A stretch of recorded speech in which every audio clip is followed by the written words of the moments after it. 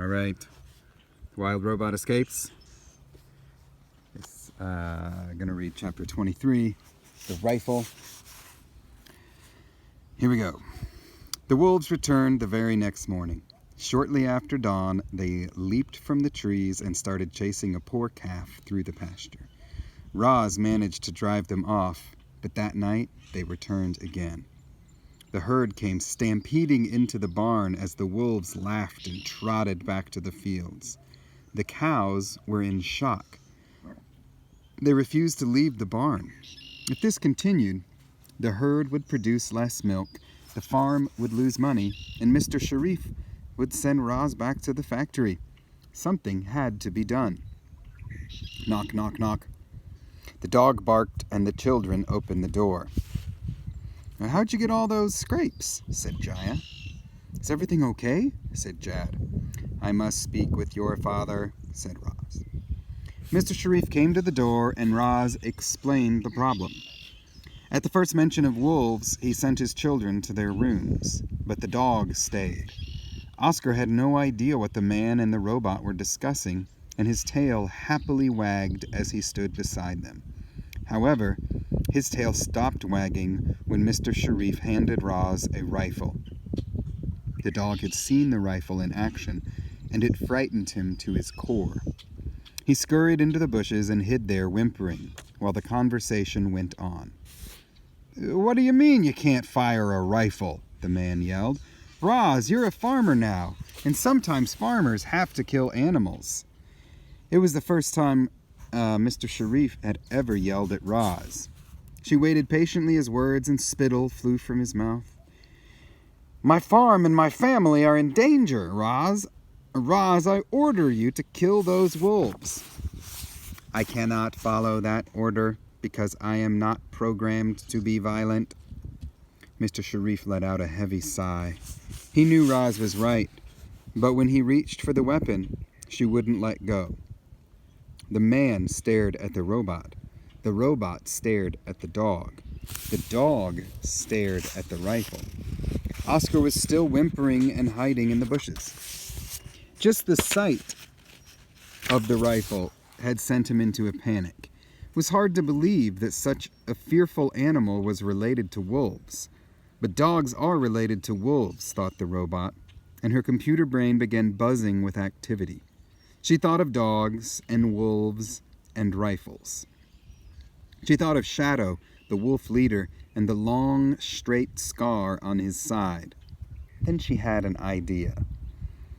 "Although I cannot fire the rifle," said Roz, "I believe it can help me solve the wolf problem."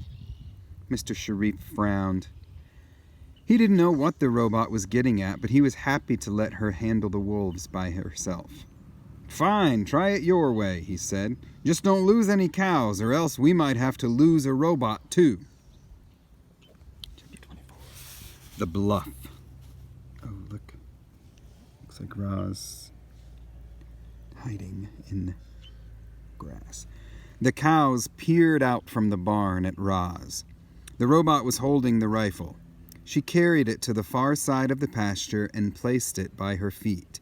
Then she began coating herself with mud and grass, and probably a little cow dung. When every inch of her body was concealed, she nestled down into the ground and became part of the landscape, an ordinary clump of grass. The cows were stunned. "Oh, what's Roz doing? Is she all right? Well, where did she go?" Roz had learned to camouflage herself back on the island, and now she was using that trick once again. She sat motionless for hours, waiting for the wolves to appear. Daylight faded, the stars came out, the moon climbed into the sky, but the wolves didn't show. So Roz tried something new.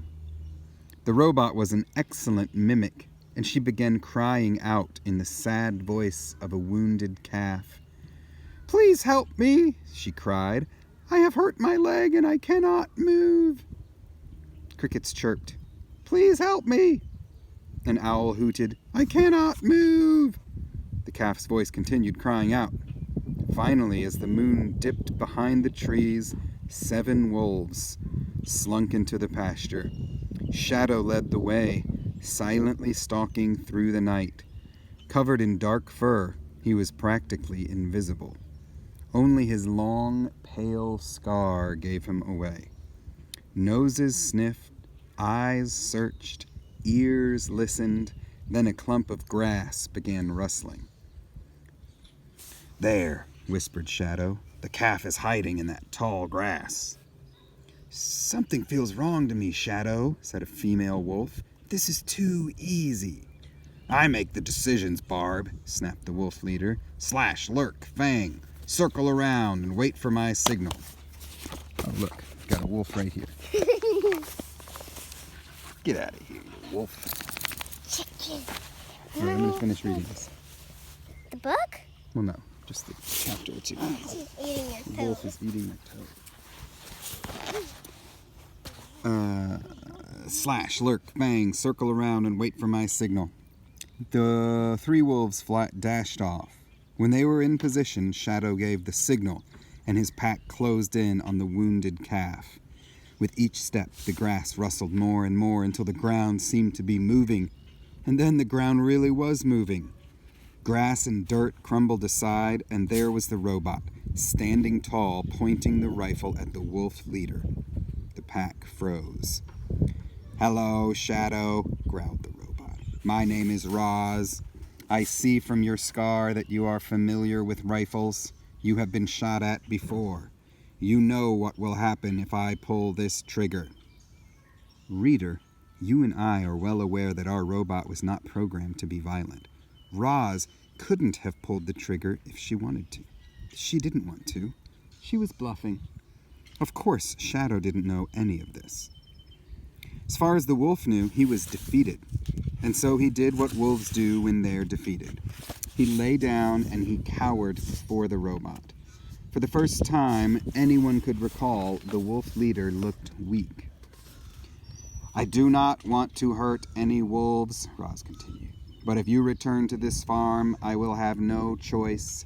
Now please leave and never come back." Shadow scrambled away with his tail between his legs. Barb was close behind him, followed by the other wolves. And soon the entire pack had disappeared into the night. Oh, hey, buddy. You want to show my class what you have? Some sort of a... There's a bug. There's a bug on me? Yeah, right there. Look at this bone. We found a bunch of bugs. That It's one is crazy. Oh my.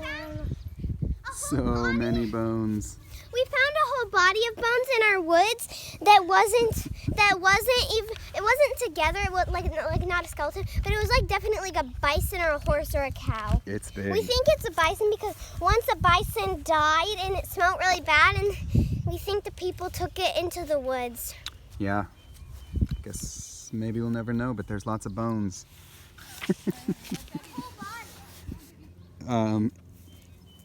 Shadow scrambled away with his tail between his legs.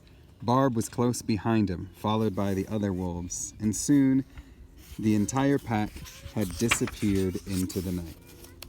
Oh, this page has a little rope on it. This next one. Chapter 25, The Summer. Spring melted into summer, and the wolves were nowhere to be seen.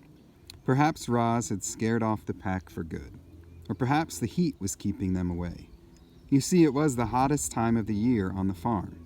The sun was scorching, the fields were baking, the pond was drying up, and foul odors were floating all throughout the dairy. During dry spells, the farm's powerful sprayers were activated. Water shot out in long, misty arcs, and the land turned deeper shades of green. When the hay fields were lush and ready to be harvested, Roz fired up the mower and the baler. The giant machines rolled out of the shed and down the long driveway. Shortly afterward, they rolled back in, leaving bales of hay strewn across the stubbly fields. The cows and the humans spent hot days indoors. Only when the sun set and the air began to cool would they venture outside. The herd strolled out to graze under the stars, The children ran out to chase fireflies. And sometimes even Mr. Sharif stepped out to stretch his stiff legs. Trees swished in the evening breeze. Heat lightning flickered on the horizon. Cicadas sang their summer songs. When Roz wasn't farming, she was searching for a way to escape. Everything hinged on the children. The robot needed their help, but she just couldn't bring herself to tell them the truth. It was still too risky. Mr. Sharif asked the children not to distract Roz from her work, but they did it anyway. They'd sneak out of the house and order the robot to play with them. Together, they told stories, rode bicycles, lay in the grass watching fluffy clouds drift by. Summer was tornado season. On occasion, thick clouds would start funneling downward, reaching for the ground. So far, the funnel clouds had all receded back into the sky before doing any damage. But it was only a matter of time before a tornado touched down. Just a little bit of foreshadowing there at the end, especially if you look at the next chapter called The Tornado. But I'll stop there just to leave you in suspense. All right.